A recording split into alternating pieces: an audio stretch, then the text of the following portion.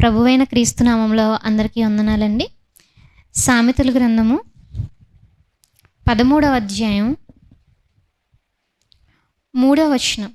సామెతల గ్రంథము 13వ అధ్యాయం 3వ వచనం. తన నోరు కాచుకొనువాడు తన్ను కాపాడుకొనును, ఊరకొనక మాట్లాడువాడు తనకు నాశనం తెచ్చుకొనును. 2వ వచనం నుంచి కూడా మనం చూద్దామండి. నోటి ఫలము చేత మనుష్యుడు మేలును అనుభవించును, విశ్వాసఘాతకులు బలత్కారము చేత నశించుదురు. తన నోరు కాచుకొనువాడు తన్ను కాపాడుకొనును, ఊరకొనక మాట్లాడువాడు తనకు నాశనం తెచ్చుకొనును.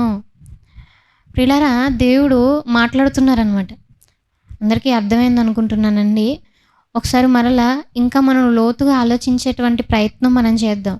దేవుడు మాట్లాడుతూ అంటున్నారనమాట, తన నోరు కాచుకొనివాడు తన్ను తాను కాపాడుకుంటారట.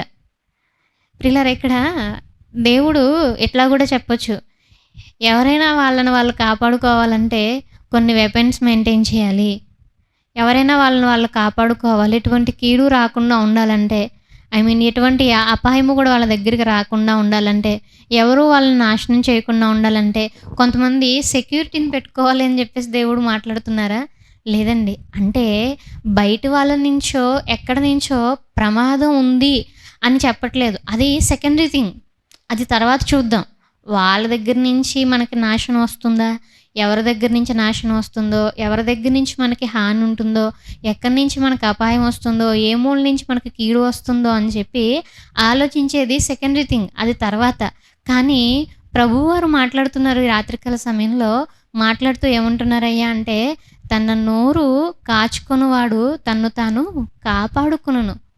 తర్వాత మాట్లాడుతూ అంటున్నారు, ఊరకొనక మాట్లాడువాడు తనకు నాశనం తెచ్చుకొనును. ఏంటట? ఊరకోకుండా గనక మాట్లాడితే తనకు తను నాశనం తెచ్చుకుంటాడంట. అంటే జనరల్గా మనం ఏం ఆలోచిస్తూ ఉంటామంటే, మనకి వాళ్ళ శత్రువులు, వీళ్ళ శత్రువులు, అక్కడి నుంచి అపాయం ఉంది, ఇక్కడి నుంచి అపాయం ఉంది అని చెప్పేసి మనం అనుకుంటూ ఉంటాం. కానీ ప్రియులారా, అది పొరపాటుంది. అది దేవుడు మాట్లాడుతూ అంటున్నారనమాట. ఎక్కడి నుంచి నాశనం వస్తుందయ్యా ముందు అంటే, ఎవరి దగ్గర నుంచి వాళ్ళకే నాశనం వస్తుందట.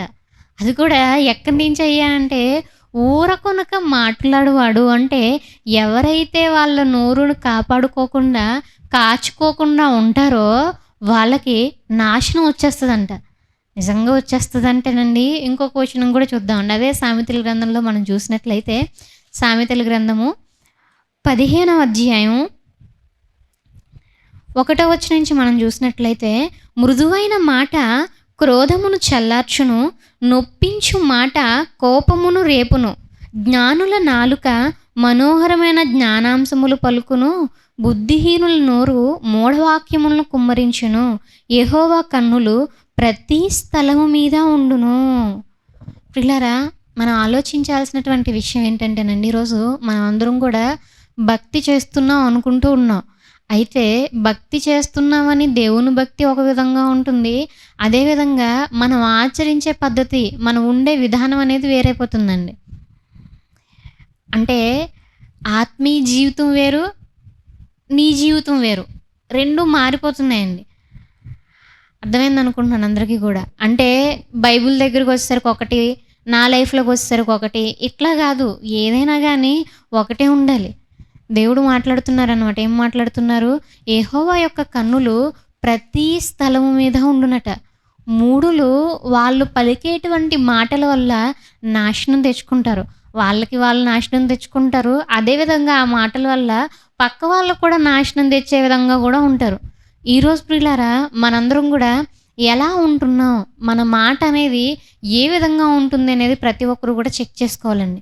అయితే ప్రియులారా, ఒకవేళ గనక నోరును కాచుకోకుండా, హద్దు పద్దు లేకుండా ఎలా పడితే అలా మాట్లాడేసామనుకోండి, ఎలా ఉంటుందనేటువంటి ఒక సందర్భాన్ని చూద్దామండి. దానికంటే ముందు ప్రియులారా, మనం ఏదైనా కానీ త్వరపడి మాట్లాడకుండా చూసుకోవాలి. ఎవరో చెప్తారు, తెలుసా ఫలానా వీధిలో ఆ అమ్మాయి ఉంది కదా, ఇలా చేసిందట అనగానే అది కన్ఫర్మేషన్ ఉండదు. కన్ఫర్మేషన్ లేకుండా వీళ్ళేం చేస్తారంటే, పిన్ని మీకు ఒక విషయం తెలుసా, ఆ రాఘవరావు గారు అమ్మాయి ఉంది కదా, ఆ అమ్మాయి అంటే అలా చేసిందంట. అలా వెళ్ళిపోయింది ఏంటి అసలు ఆ అమ్మాయి, అది అలా చేయడం ఏంటి, ఇప్పుడు ఈవిడ కామ్‌గా ఉంటదా? ఇంకొక 2 యేసుకొని ఈమె చెప్తది. అంటే మనం ఏం మాట్లాడుతున్నామో ప్రతీది కూడా దేవుడు చూస్తున్నారు.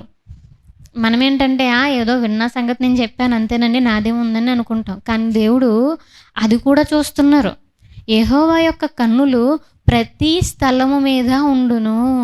ఈరోజు ఈ నోటితో నువ్వేం మాట్లాడుతున్నావో, మీరేం మాట్లాడుతున్నారో ప్రతీది కూడా దేవుడు చాలా జాగ్రత్తగా చూసుకుంటున్నారండి. ఒకవేళ గనక ప్రియులారా ఆ మాటలనేవి గనక తేడాగా ఉన్నాయనుకోండి, దేవుడు ఏం చేశారు? పాత నిబంధనలో ఏం చేశారు?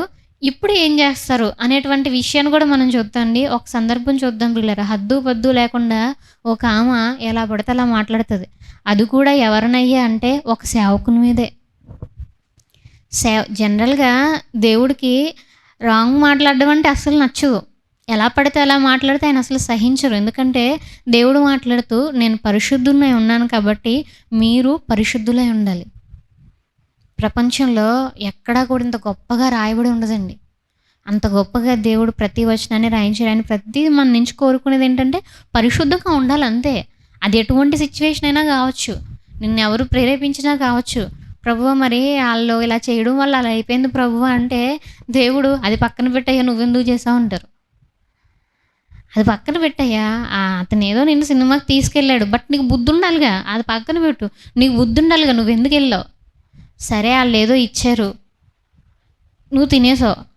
అసలు నీకు బుద్ధి ఉండాలిగా నువ్వెందుకు తిన్నావు? దేవుడు ఫస్ట్ అడిగేది ఏంటంటే నువ్వెందుకు చేసావు? నువ్వెందుకు మాట్లాడావు?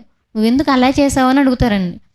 అలాంటిది ఏదైనా చిన్న మాటలో తేడా వస్తేనే దేవుడికి ఇష్టం ఉండదు కదా!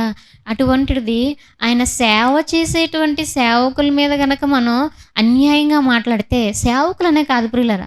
సేవకులనే కాదు గానీ దేవుని యందు భయభక్తులు కలిగి నీతిగా బ్రతుకుతున్నటువంటి వారిని ఒక్క మాట అంటే దేవుడు సహిస్తారా? ఈరోజు మనం ఆలోచించేద్దాం. దేవుడు సహిస్తారా అంటే ఆయన సహించరండి. ఒక సందర్భాన్ని మనం చూద్దాం ప్రియులారా, చాలా అద్భుతంగా ఉంటుంది. సంఖ్యాకాండం నుంచి ఒక సందర్భాన్ని మనం చూసేటువంటి ప్రయత్నం చేద్దాం. సంఖ్యాకాండం 12వ అధ్యాయం 1వ వచనం నుంచి మనం చదువుదామండి. మోషే కూషు దేశపు స్త్రీని పెండ్లి చేసుకొని ఉండెను గనుక అతడు పెండ్లి చేసుకున్న ఆ స్త్రీని బట్టి మిరియాము అహరోనులు అతనికి విరోధముగా మాట్లాడిరి. వారు మోషే చేత మాత్రమే యెహోవా పలికించిన ఆయన మా చేతను పలికింపలేదా అని చెప్పుకొనగా యెహోవా ఆ మాట వినెను. ఎవరున్నారండి? అక్కడ మోషే విన్నారు, లేదంటే అక్కడ ఉన్నటువంటి జనాలు విన్నారు, వాళ్ళు విన్నారు, వీళ్ళు విన్నారు అని చెప్పి అక్కడ రాయబడలేదు. కానీ ఫస్ట్ వాళ్ళ నోటి నుంచి మాట కంప్లీట్ అయింది. చెప్పుకుంటున్నారు. చెప్పుకున్న వెంటనే ఎవరు విన్నారట? దేవుడు ఆ యొక్క మాట విన్నారు. విన్న తర్వాత ఏం జరిగిందో మనం చూద్దామండి. చూస్తే మోషే భూమి మీదనున్న వారందరిలో మిక్కిలి సాత్వికుడు. యెహోవా మీరు ముగ్గురు ప్రత్యక్షపు గుడారమునకు రండని హఠాత్తుగా మోషే అహరోను మిరియాములకు ఆజ్ఞించెను. ఆ ముగ్గురు రాగా యెహోవా మేఘస్తంభముల్లో దిగి ప్రత్యక్షపు గుడారం యొక్క ద్వారమునొద్ద నిలిచి అహరోను మిరియాములను పిలిచెను. వారిద్దరూ రాగా ఆయన నా మాటలు వినుడి. మీలో ప్రవక్త ఉండిన ఎడల యెహోవానగు నేను దర్శనమిచ్చి అతడు నన్ను తెలుసుకున్నట్లు కలలో అతనితో మాట్లాడుదును. నా సేవకుడైన మోషే అట్టివాడు కాడు. అతడు నా ఇల్లంతటిలో నమ్మకమైన వాడు. నేను గూఢభావములతో కాదు దర్శనమిచ్చి ముఖాముఖిగా అతనితో మాట్లాడుదును. అతడు యెహోవా స్వరూపమును నిదానించి చూచెను. కాబట్టి నా సేవకుడైన మోషేకు విరోధముగా మాట్లాడుటకు మీరేలా భయపడలేదనెను. యెహోవా కోపం వారి మీద రగులు కొనగా ఆయన వెళ్ళిపోయాను. మేఘమును ఆ ప్రత్యక్షపు గుడారం మీద నుండి ఎత్తబడెను. అప్పుడు మిరియాము హిమము వంటి తెల్లని కుష్టుగలదాయెను. దేవునికి స్తోత్రం. ఏం జరిగిందండి? వాళ్ళు మాట్లాడుకున్నారు. మాట్లాడుకోగానే ఎవరొచ్చారు ఫీల్డ్‌లోకి, ఎవరొచ్చారయ్యా అంటే వెంటనే దేవుడు వచ్చి వెంటనే మీరు ముగ్గురు రావాలి అన్నారు. ముగ్గురు వచ్చిననే దేవుడు ఎంతో అద్భుతమైనటువంటి రీతిలో మాట్లాడుతున్నారండి. నా ఇల్లంతట్లో కూడా నమ్మకమైనటువంటి వాడు, సాత్వికుడు. ఎవరి గురించి ఎవరు మాట్లాడుతున్నారండి? జనరల్‌గా మన గురించి మనం మాట్లాడుకుంటూ ఉంటాం. చాలామంది వాళ్ళకి వాళ్ళు అంటూ ఉంటారు కదా, వాళ్ళకి వాళ్ళు సెల్ఫ్ డబ్బా కొట్టుకుంటూ ఉంటారనమాట. నేను మంచిదాన్ని, నేను అలా చేశాను తెలుసా, నేను ఇలా చేశాను తెలుసా, నేను ఇంత చేశాను దేవుడికి, నేను అంత చేశాను. మన గురించి మనం చెప్పడం కాదులే గానీ, మన గురించి దేవుడు చెప్పుకునే విధంగా ఉండాలండి. అలా ఎవరున్నారయ్యా అంటే మోషే గారున్నారు. దేవుడే మాట్లాడుతున్నారు ఏమని? మోషే నా ఇల్లంతటిలో గూడా నమ్మకమైనటువంటి వాడు.